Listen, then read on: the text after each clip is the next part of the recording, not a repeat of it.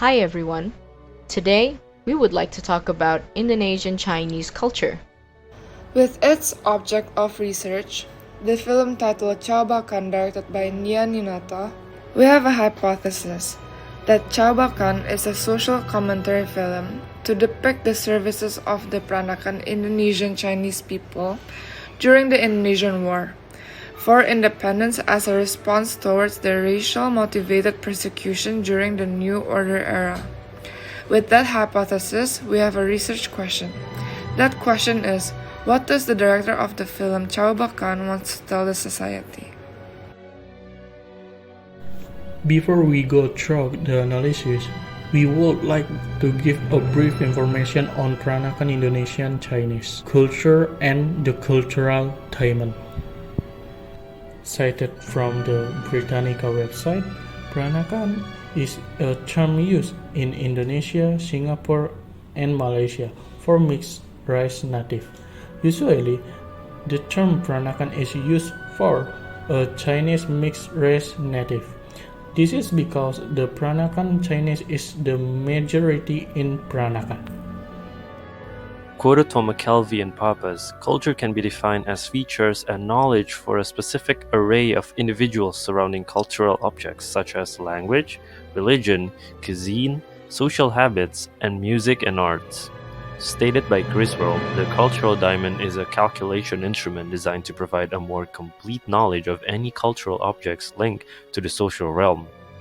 It does not specify what the relationship should be between each of the points, simply that there be one. From all the theories that we have mentioned, we will use those theories for our analysis towards the film Ca-Bau-Kan. The director of Ca-Bau-Kan, Nia Ninata, created the film with a strong Indonesian Chinese culture theme. Cited from Cieko, the Peranakan Indonesia culture, use of Hokkien language, and depiction of the involvement of Indonesian Chinese people in the Indonesian War for Independence made the film very controversial. This is because Ca-Bau-Kan is the first film to ever show a strong Peranakan Indonesian-Chinese culture theme and the Hokkien language that is prohibited to be spoken during the New Order era. By knowing the context of the film, we can use the cultural diamond concept to strengthen our hypothesis and answer our research question. Ca-Bau-Kan was released in 2002, in a time not long ago when the New Order era falls and the Reformation era begins. During the fall of the New Order, many Indonesian Chinese people were racially persecuted by non-Indonesian Chinese people. Many of the Chinese Indonesian people's shops were looted, not to mention the violence toward them as well. Specifically, sexual violence toward Indonesian Chinese women, which until this day, the victims of the sexual violence never got justice. So, according to the social world during in which the film as cultural object is produced, we could say that Nia Ninata, as the producer of the cultural object, created Ca-Bau-Kan to tell the viewers, as the receivers, that the Peranakan Indonesian Chinese people were treated wrongly even for everything they have done for their country. Although the viewers comes from various backgrounds and era, they can interpret that the film serves as a social commentary with the purpose of depicting the services of the Peranakan Indonesian Chinese people during the Indonesian War for Independence, as a response of them being racially persecuted during the New Order era.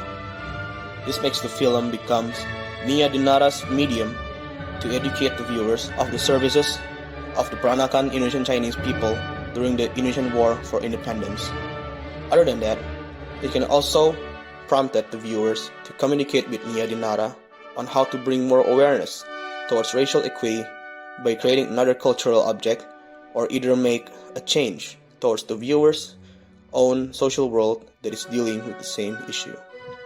In conclusion, the film Ca-Bau-Kan that was created by Nia Ninata in 2002 serves as a social commentary medium to educate, communicate with the society about the Peranakan Indonesian Chinese people services during the Indonesian War for Independence. Regarding the social world where and when the film is produced, it is likely that the film is also a response towards the racially motivated persecution of the Peranakan Indonesian Chinese people during the New Order era.